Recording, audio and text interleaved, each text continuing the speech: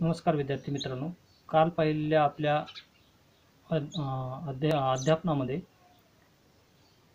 BA द्वितीय वर्षाच्या सिलेबसबद्दल आपण माहिती पाहिली. ती सर्व माहिती म्हणजे आधुनिक भारताचा इतिहास इसवी सन 1857 ते 1947 या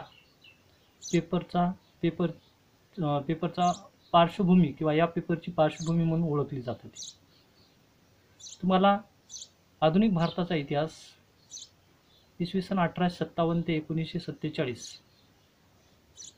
हा पेपर मी आजपासून शिकवणार आहे. BA तृतीय वर्ष सेमिस्टर 5वे हा पेपर आजपासून मी शिकवण्यास प्रारंभ करत आहे. त्या पेपरबद्दल किंवा त्या पेपरचा सिलेबस आपण व्यवस्थितपणे आजच्या लेक्चरमध्ये पाहणार आहोत. त्यामध्ये अंतर्गत गुण हे 35 मार्कात विभागले गेले आहेत. त्यामध्ये गृहपाठ 15 मार्क, जो सेमिनार आहे तुमचा त्याला सादरीकरण म्हणतात ते 10 मार्क, एकूण झाले 35 मार्क. लेखी परीक्षा 40 मार्काची, म्हणजे तुमचा जो पेपर होतो तो 40 मार्काचा, आणि एकूण गुण आहेत 75. 35 प्लस 40 बरोबर 75. हा आधुनिक भारताचा इतिहास इसवी सन 1857 ते 1947 या पेपरचा सिलेबस आपण प्रकरण वाईज पाहणार आहोत. त्यामध्ये एकूण 4 घटक आहेत आणि त्या 4 घटकाची थोडक्यात माहिती या ऑनलाईन लेक्चरमध्ये आपण पाहणार आहोत. त्यामध्ये घटक 1, घटक पहिला 1857चा उठाव. 1857चा उठाव हा कसा झाला किंवा का झाला याची आपल्याला काय पाहायचे कारणे. त्यानंतर तो उठाव कशा पद्धतीने वाढत गेला, फोफावला किंवा विस्तृतपणे वाढला याच्या दिशा पाहायच्या आहेत, किंवा कोणकोणत्या भागामध्ये तो पसरला गेला. त्यानंतर त्याचे परिणाम, कोणत्याही घटनेचे सकारात्मक आणि नकारात्मक किंवा पॉझिटिव्ह आणि निगेटिव्ह असे परिणाम असतात. त्याच पद्धतीने 1857च्या उठावाचे परिणाम आपल्याला पाहायचा आहे. आता या 1857चा उठाव यामध्ये कारणे पाहताना सामाजिक कारणे, धार्मिक कारणे, आर्थिक कारणे, राजकीय कारणे आणि तत्कालीन कारण या सर्व बाबीची माहिती आपल्याला पाहायची आहे. आणि त्याच्यामध्ये दिशा म्हटले किंवा विस्तार कोणकोणत्या भागात झाला, बंगालमध्ये झाला, पंजाबमध्ये, मद्रासमध्ये, दिल्लीमध्ये, कोणकोणत्या भागात विभागला गेला, त्यामध्ये कोणकोणते संस्थानिक समाविष्ट होते किंवा संस्थानिकांनी भाग घेतला होता. 1857चा उठाव हा राजकीय स्वरूपाचा होता. काही जण म्हणतात शिपायाचा बंड होता. तत्कालीन आपण प्रकरण एक चॅप्टर शिकवत असताना त्याचं विस्तृतपणे आपण अध्ययन करणार आहोत. पण त्या अगोदर हा उठाव म्हणजे भारतीयांचा एक उद्रेक होता हे या उठावावरून समजून येते.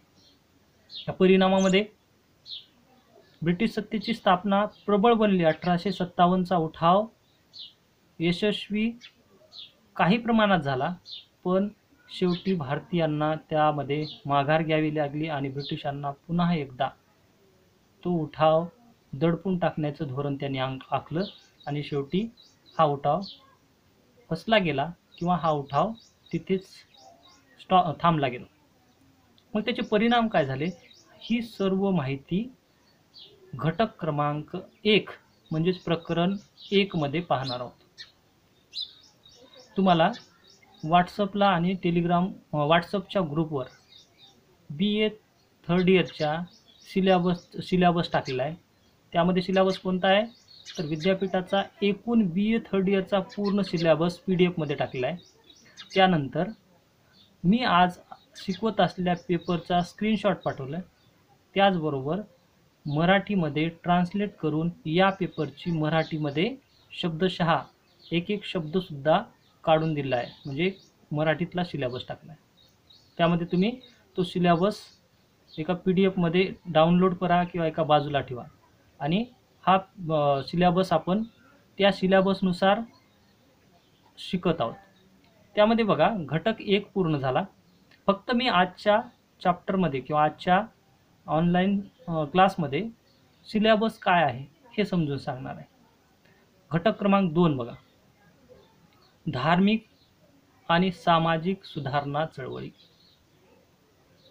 धार्मिक आणि सामाजिक सुधारणा कोणत्या कालखंडामध्ये तर 1857 ते 1947च्या कालखंडामध्ये घडलेल्या सुधारणा कोणत्या होत्या, त्यामध्ये धार्मिक असतील किंवा सामाजिक असतील. कोणत्याही सुधारणा घडून येताना ऐतिहासिक पार्श्वभूमी लागते. त्याचबरोबर या सुधारणा करण्यासाठी काही संघटना असतात किंवा काही नेते असतात किंवा काही व्यक्तीच्या माध्यमातून या पूर्ण केल्या जातात. त्यामध्ये ब्राह्मण समाज आहे,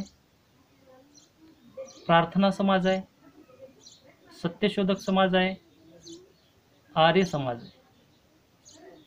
या समाजामध्ये धार्मिक आणि सामाजिक सुधारणा का कराव्या लागल्या याबाबतची माहिती बघायचं आहे. त्याचबरोबर ब्राह्मण समाज कोणी निर्माण केला, प्रार्थना समाज असतील, सत्यशोधक समाज असेल किंवा आर्य समाज, या समाजाची स्थापना कोणी केली, आपल्याला पाहायचं कोणकोणत्या बाबी या आजच्या पिरियडमध्ये किंवा आजच्या लेक्चरमध्ये पाहत आहोत. ब्राह्मण समाजाची स्थापना कोणी केली, केव्हा केली, त्याचबरोबर ब्राह्मण समाजाचे कार्य कोणते होते, ब्राह्मण समाजाचा सामाजिक हेतू कोणता होता किंवा धार्मिक हेतू कोणता होता याबाबत सुद्धा माहिती बघायची आहे. त्याच पद्धतीने प्रार्थना समाज असेल, सत्यशोधक समाज असेल आणि आर्य समाज असेल. हा घटक किंवा प्रकरण हे दुसरे आहे. या प्रकरणामध्ये सामाजिक आणि धार्मिक सुधारणा चळवळीमुळे समाजावर झालेले परिणाम, तर तत्कालीन स्थितीमध्ये समाजामध्ये घडत असणाऱ्या घडामोडी कोणकोणत्या पद्धतीने बदलत गेल्या, याच समाजाच्या प्रमुखांनी किंवा ज्या संघटना होत्या त्यांच्या प्रमुखांनी वेळोवेळी समाजामध्ये सुधारणा घडवून आणण्याचा प्रयत्न केला आणि या सुधारणा दीर्घकाळ टिकून राहू शकल्या आणि याच समाजाच्या ध्येय धोरणाचा अंगीकार करून बऱ्याच जणांनी भारतीय स्वातंत्र्यासाठी प्रयत्नशील बनले आणि भारतीय स्वातंत्र्य मिळालं पाहिजे ही एक चळवळ निर्माण झाली. या सर्व बाबीचा उहापोह किंवा या सर्व बाबीची माहिती आपल्याला घटक क्रमांक 2 मध्ये घ्यायची आहे. घटक क्रमांक 3, भारतीय राष्ट्रीय काँग्रेस, जी आजच्या कालखंडामध्ये आपण भारतीय राष्ट्रीय काँग्रेस म्हणून ओळखले जाते. ही भारतीय राष्ट्रीय काँग्रेस 1885 मध्ये स्थापन झाली. पण ह्या भारतीय राष्ट्रीय काँग्रेसच्या अगोदर कोणकोणत्या संघटना होत्या या संघटनेची माहिती सुद्धा आपल्याला पाहिजे. पण घटक क्रमांक 3 ला नाव काय दिले, भारतीय राष्ट्रीय काँग्रेस. आणि हे भारतीय राष्ट्रीय काँग्रेस कशा पद्धतीने उदयास आले, त्या अगोदर कोणकोणत्या संघटना होत्या याचे सब पॉइंट दिले. त्याच्यातला पहिला पॉइंट आहे प्रारंभीच्या संघटना. 1885 अगोदर कोणकोणत्या संघटना होत्या या सर्व संघटनाची माहिती घ्यायची. या संघटना कुठे होत्या, मुंबई असेल, मद्रास असेल, बंगाल असेल, अशा विविध प्रांतामध्ये संघटना होत्या. आणि या संघटनाचे ध्येय धोरणे ही वेगवेगळ्या पद्धतीची होती, पण अंतिम ध्येय हे भारतीयांना स्वातंत्र्य मिळवून देणे आणि इंग्रजांच्या अन्यायी अत्याचारी धोरणातून भारतीयांना मुक्त करणे, भारतातील अर्थव्यवस्था सदृढ बनवणे आणि या सर्व बाबीवर विचार मांडण्यासाठी किंवा या सर्व बाबीवर सकारात्मक परिणाम घडून आणण्यासाठी सर्व संघटनांनी आपापल्या स्तरावर त्या स्थानामध्ये किंवा आपापल्या प्रदेशामध्ये काम केलं होतं. आणि या सर्व संघटना भारतीय इतिहासासाठी किंवा भारतीय स्वातंत्र्य लढ्यासाठी पोषक वातावरण निर्माण करणाऱ्या होत्या. आणि या संघटनेच्या माध्यमातूनच पुढे राष्ट्रवादाचा उदय झाला. म्हणून याच भारतीय राष्ट्रीय काँग्रेसच्या घटकामध्ये किंवा या चॅप्टरमध्ये दुसरा पॉईंट आहे राष्ट्रवादाचा उदय. राष्ट्रवाद. जसं प्रत्येकाला आपल्या धर्माबद्दल, आपल्या संस्कृतीबद्दल आणि आपल्या ध्येय धोरणाबद्दल, आपल्या प्राचीन काळातील संस्कृतीवर विश्वास असतो, त्याची जोपासना करणे किंवा ते आपण पुढे दीर्घकाळ टिकून ठेवणे यासाठी प्रयत्न करण्याचं काम प्रत्येकजण करतो. त्याच पद्धतीने राष्ट्रवादाची प्रेरणा भारतामध्ये निर्माण झाली. त्याचं कारण काय होतं, तर ब्रिटिशांनी भारतामध्ये शिक्षणाची व्यवस्था केली, ख्रिश्चन मिशनऱ्या वाढल्या गेल्या, वृत्तपत्राची निर्मिती झाली, शिक्षणाच्या माध्यमातून इंग्रजी भाषेचं ज्ञान भारतीय विद्यार्थ्यांना मिळत गेलं आणि या सर्व घडामोडीमुळे भारतीय तरुण किंवा भारतामधले व्यक्ती जे शिकलेले होते यांना समजायला लागलं की ब्रिटिश शासक हे सत्ता गाजवणारा शासक वर्ग आहे आणि तो आपल्यावर सत्ता गाजवत आहे. त्यातून राष्ट्रवादाची निर्मिती झाली. राष्ट्राच्या हितासाठी किंवा राष्ट्राचा कोणत्या गोष्टीमुळं प्रेरणा निर्माण होत आहे किंवा राष्ट्राची कोणती ब्रिटिश सत्तेच्या धोरणामुळे भारताची हानी होत आहे, या सर्व बाबीचा उद्रेक राष्ट्रवादातून निर्माण झाला.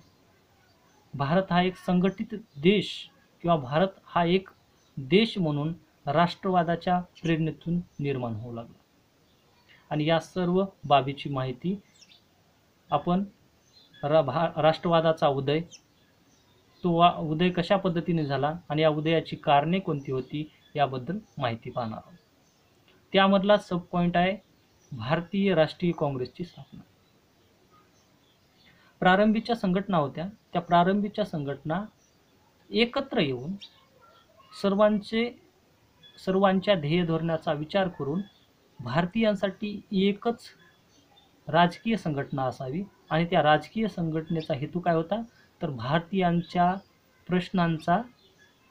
प्रश्न मांडण्यासाठी एक व्यासपीठ असावं, यासाठी सर्व संघटनांनी एकत्र येऊन एक व्यासपीठ निर्माण केलं आणि बऱ्याच संघटना होत्या त्यांनी आपलं जी काही संघटना होती ती भारतीय राष्ट्रीय काँग्रेसमध्ये विलीन केली.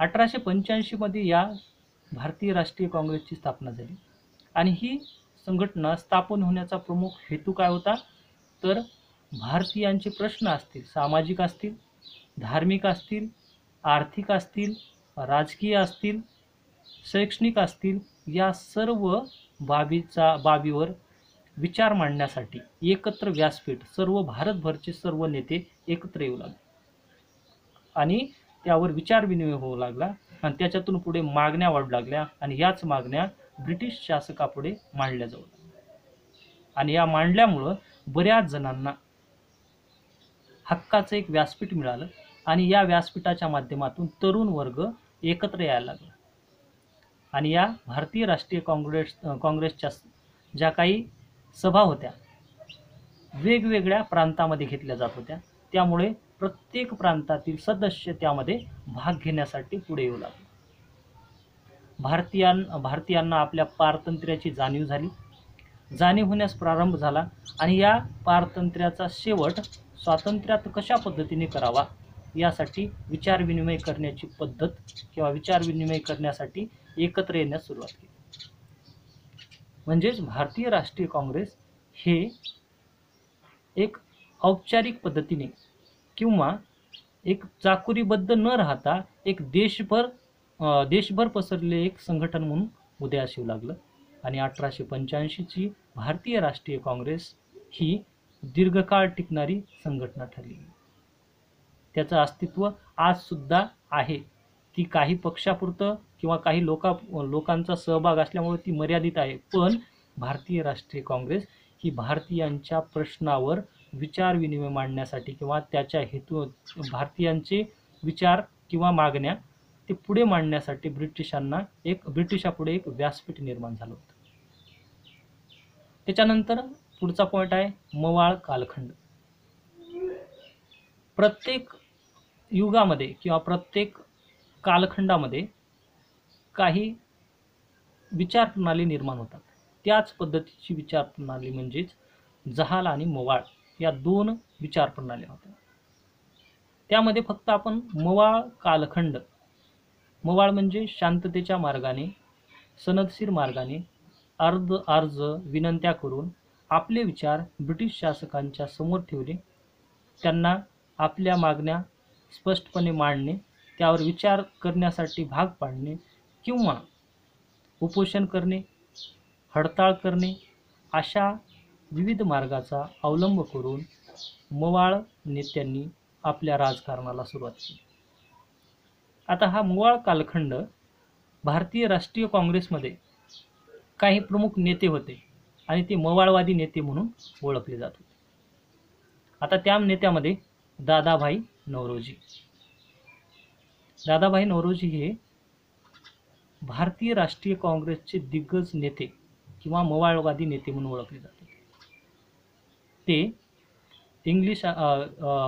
ते ब्रिटिश शासकाच्या विरोधात सनदशीर मार्गाने किंवा जे भारतातल्या परिस्थिती आहेत त्या परिस्थितीमध्ये आर्थिक परिस्थिती असेल, सामाजिक परिस्थिती असेल, या सर्व परिस्थितीवर विचार मांडण्याचं काम केलं. दादाभाई नौरोजी यांना आर्थिक निस्सारणाचा जनक किंवा आर्थिक निस्सारणाचा सिद्धांत मांडलेला व्यक्तीसुद्धा म्हणून ओळखला जातो. म्हणजे भारतातली संपत्ती ब्रिटिश कशा पद्धतीने भारतातून दरवर्षी लुटून नेत आहेत किंवा व्यापाराच्या माध्यमातून कशा पद्धतीने घेऊन जात आहेत, या सर्व बाबीवर ड्रेन थेरी किंवा आर्थिक निस्सारणाचा सिद्धांत मांडला. त्यांनी त्यावेळेस काय नमूद केलं होतं तर मोहम्मद गझनी भारतात इसवी सन 1000 ते 1026च्या कालखंडामध्ये दरवर्षी भारतावर, त्या काळात म्हणजे हिंदुस्थान म्हणून ओळखला जातो, त्या काळामध्ये हिंदुस्थानावर स्वारी करायचा आणि भारतातली मंदिरं किंवा अन्य स्थळं किंवा राजांना आणि त्या तत्कालीन स्थितीतल्या राजवटींना लुटून न्यायचा. त्यावेळेस दादाभाई नौरोजीने काय सांगितलं होतं की मोहम्मद गझनीने 17 वेळेस भारतावर स्वाऱ्या केल्या. जेवढी संपत्ती मोहम्मद गझनीने 17 स्वाऱ्यात नेली नाही तेवढ्या त्यापेक्षा अधिक एका वर्षामध्ये ब्रिटिश सरकार भारतातून संपत्ती घेऊन जाते. म्हणजे भारताच्या आर्थिक परिस्थितीवर विचार मांडणारा एक मवाळवादी नेता म्हणून दादाभाई नौरोजीला. त्याच पद्धतीने फिरोजशाह मेहता असतील, महादेव गोविंद रानडे, गोपाळ कृष्ण गोखले. मी दादाभाई नौरोजीची माहिती सांगितली आणि बाकीच्यांची माहिती सांगितली नाही, कारण तुम्हाला दादाभाई नौरोजीची जशा पद्धतीने माहिती आहे तशाच पद्धतीची बाकी ज्या फिरोजशाह मेहता, महादेव गोविंद रानडे आणि गोपाळ कृष्ण गोखले यांची सुद्धा अशाच प्रकारचा इतिहास आहे. म्हणजे एका उदाहरणावरून तुम्हाला समजलं असेल की या मवाळवादी नेत्यांनी आपली भूमिका स्पष्टपणे मांडण्याचा प्रयत्न केला. हा होता घटक तिसरा किंवा प्रकरण तिसरे. आणि आता शेवटचा घटक आहे घटक क्रमांक 4, जहालवादी चळवळीचा उदय आणि वाढ. राष्ट्रवादाचा उदय झाला आणि राष्ट्रवादाच्या उदयापुढे एक जहालवादी संघटना किंवा चळवळ निर्माण झाली. उदाहरणार्थ, एकाच कुटुंबामध्ये काही व्यक्ती मवाळ पद्धतीचे असतात आणि काही जहाल म्हणजे काही लवकर निर्णय घेणारे आणि काही शांततेच्या मार्गाने चालणारे. त्याच पद्धतीने भारतामध्ये 2 वेगवेगळ्या पद्धतीच्या विचारप्रणाली निर्माण झाल्या. त्यामधली पहिली होती मवाळवादी आणि मवाळवादी हे काय होतं, अर्ज द्यायच्या, विनंत्या करायच्या किंवा सनदशीर मार्गाने जायचं, उपोषण करायचं, ही त्यांची पद्धत होती. पण जहालवाद्यांची पद्धत काय होती, तर हिंसक पद्धतीने किंवा आपल्याला जे साध्य करायचं आहे ते ब्रिटिशांनी ज्याप्रमाणे त्यांना अत्याचार केलं त्याच प्रमाणे ब्रिटिशावर अत्याचार करणे किंवा त्यांच्यावर हिंसक पद्धतीने हिंसा घडवून आणणे त्यांची, आणि त्यांच्याकडून जो हक्क आपल्याला मिळवायचा आहे तो मिळवून घेणे. आता या जहालवादी चळवळीच्या उदयाची कारणे आणि विचारसरणी. तर मवाळवादी आणि जहालवादी हे दोन्ही विचारप्रणालीचे लोक भारतीय राष्ट्रीय काँग्रेसमध्ये होते. पण या दोन्ही लोकांचं एकमेकांच्या विचारप्रणालीवर एकमत नव्हतं. कारण मवाळवादी नेते हे अर्ज विनंत्या करणे आणि ब्रिटिशाकडून सनदशीर मार्गाने, शांततेच्या मार्गाने आपले हक्क मिळवून घेण्यासाठी प्रयत्न करत होते. पण जहालवादी नेते हे आपल्या हक्काचा किंवा आपला जो अधिकार आहे तो मिळालाच पाहिजे या भूमिकेवर ठाम होते. आणि ही भूमिका ब्रिटिश शासकाला किंवा ब्रिटिश शासक हे या विचारप्रणालीला घातक मानत होते. ते आपल्या राजसत्ता टिकणार नाही किंवा टिकू देणार नाहीत. तो गट म्हणजे जहालवादी गट. आणि जहालवादी गटाच्या उदयाची कारणे वेगवेगळी आहेत. ब्रिटिशांनी ज्याप्रमाणे वेगवेगळ्या धोरणाचा अवलंब केला तेच धोरणं ब्रिटिशांना जहालवादी तरुण असतील किंवा जहालवादी नेते असतील यांच्या विचारप्रणालीतून, कार्यप्रणालीतून वेगवेगळे निर्णय घेताना सुद्धा अडथळे निर्माण होऊ लागले. ही विचारसरणी भारतीयांसाठी पोषक वातावरण, भारतीय तरुणांना एक व्यासपीठ निर्माण करणारी. त्यामध्ये भारतीय राष्ट्रीय काँग्रेसचे दरवर्षी अधिवेशन व्हायचे. त्याच्यामध्ये आता जहालवादी चळवळीचा उदय आणि वाढमध्ये एक सुरत काँग्रेस अधिवेशन 1907. सुरत येथे भारतीय राष्ट्रीय काँग्रेसचे अधिवेशन भरलं. या अधिवेशनामध्ये जहालवादी आणि मवाळवादी या दोनही नेत्यांनी किंवा जहालवादी आणि मवाळवादी या दोन्ही विचारप्रणालीच्या लोकांनी सहभाग घेतला. पण सुरत काँग्रेस अधिवेशनामध्ये जहालवादी आणि मवाळवादी या दोनही व्यक्ती किंवा विचारप्रणालीमध्ये असणाऱ्या लोकांना एकत्र राहता आलं नाही किंवा त्यांना आपापल्या विचारानुसार भारतीय राष्ट्रीय काँग्रेसच्या व्यासपीठावर राहता आलं नाही. कारण काय होतं, तर मवाळवादी नेते हे आपल्या मवाळवादी धोरणानुसार वागत होते आणि जहालवादी प्रणालीनुसार. त्यामुळे 1907च्या भारतीय राष्ट्रीय काँग्रेसमध्ये फूट पडली. 2 गट निर्माण झाले आणि ते गट म्हणजेच जहाल आणि मवाळ. सर्वप्रथम भारतीय राष्ट्रीय काँग्रेस निर्माण झाली त्यावेळेस जहालवादी आणि मवाळवादी हे दोन्ही नेते एकत्र होते किंवा दोन्ही विचारप्रणालीचे लोक एकत्र होते. पण काही जहालवादी नेत्यांना किंवा जहालवादी लोकांना हे मवाळवादी लोकांचे विचार पटत नव्हते. त्याचे कारण होते की ब्रिटिशांच्या जो काही ब्रिटिशाकडे आपला जो हक्क आहे तो अर्ज विनंत्या करून न मिळवता हक्काने मिळवला पाहिजे हे त्यांचं धोरण होतं. आणि अशातूनच मवाळ आणि जहाल ही 2 विचारप्रणाली विभागली गेली आणि 1907च्या भारतीय राष्ट्रीय काँग्रेसमध्ये फूट पडली. आणि प्रत्येक व्यक्ती हा भारतातल्या भारतीय राष्ट्रीय काँग्रेसच्या सदस्यामधल्या 2 विचारप्रणालीचे लोक आपापल्या विचारप्रणालीनुसार मवाळवादी धोरणाकडे किंवा जहालवादी धोरणाकडे जाण्यास प्रारंभ केला. आता ह्या जहालवादी चळवळीच्या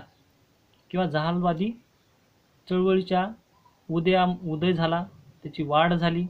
त्याच्यानंतर ती विचारप्रणाली भारतभर पसरली गेली आणि हीच प्रणाली साध्य करण्यासाठी किंवा या प्रणालीमध्ये समाविष्ट असणारे काही नेते होते. त्याच्यामध्ये लाला लजपतराय, बाळ गंगाधर टिळक, बिपिनचंद्र पाल. ज्या पद्धतीने मवाळवादी नेते होते दादाभाई नौरोजी, फिरोजशाह मेहता, महादेव गोविंद रानडे आणि गोपाळकृष्ण गोखले.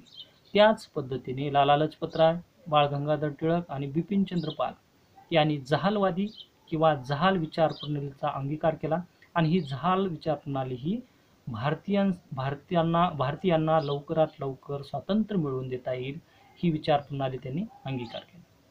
त्यामध्ये काय तर ब्रिटिश ज्या पद्धतीने भारतीयावर अत्याचार करतात, एखादे आंदोलन असेल किंवा सत्याग्रह असतील त्याच्यावर लाठीचार्ज करत असेल किंवा गोळीबार करत असतील, या गोळीबाराला किंवा लाठीचार्जला त्याच पद्धतीने उत्तर देण्याचं काम या जहालवादी नेत्यांनी करायला सुरुवात. पुढे या जहालवादी विचार प्रणालीच्या माध्यमातूनच क्रांतिकारी संघटनेचा उदय झाला. ब्रिटिशांना छुप्या पद्धती किंवा लपून भूमिगत राहून योग्य त्या वेळी त्यांचा बदला घेणे किंवा ब्रिटिश अधिकाऱ्यांची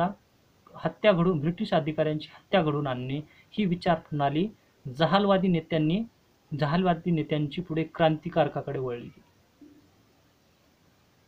मग लाला लजपतराय, बिपिनचंद्र पाल आणि बाळ गंगाधर टिळक यांनी आपापल्या प्रांतामध्ये, आपापल्या भागामध्ये एक संघटना निर्माण केली आणि ही संघटना मवाळवादी धोरणाच्या विरुद्ध होती.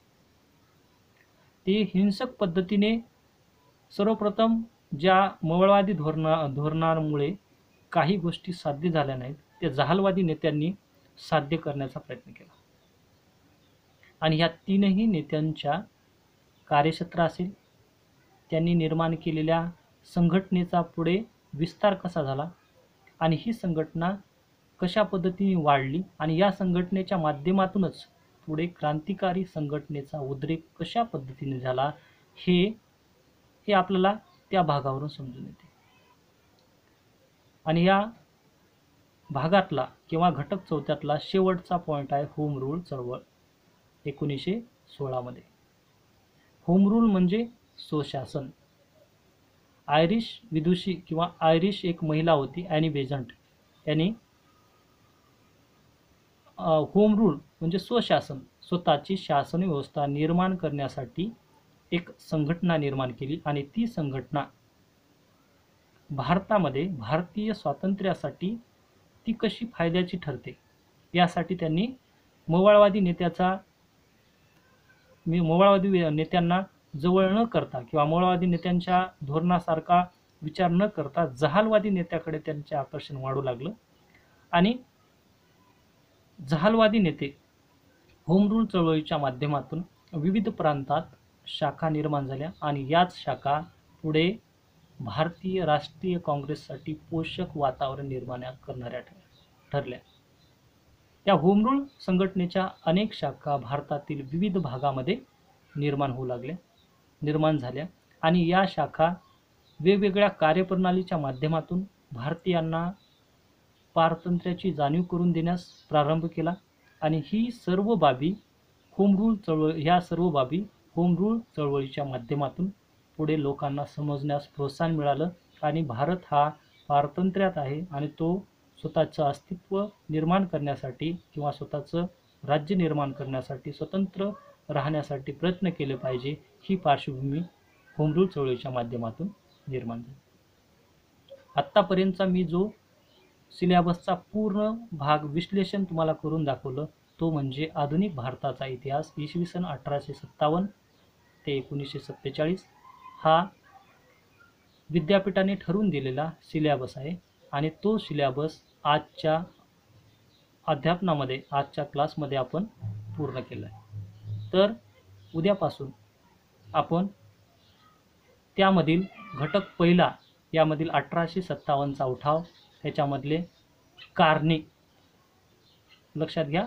घटक पहिला 1857चा उठाव, त्याच्यामधले कारणे, त्यामध्ये सामाजिक असतील, धार्मिक असतील, राजकीय असतील, आर्थिक असतील, तत्कालीन असतील, यांच्या प्रत्येकामधल्या पॉईंटचे विश्लेषण पाहणार आहोत.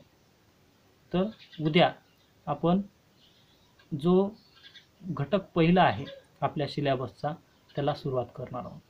लक्षात घ्या, कालचा जो आपला पार्श्वभूमी हा घटक झाला तो BA द्वितीय वर्षामध्ये आपण काय शिकलो यावर होता, आणि हा घटक म्हणजे आपला सिलेबस काय आहे यावर आहे. तर उद्याच्या सत्रामध्ये आपण पुढचा भाग पाहणार आहोत.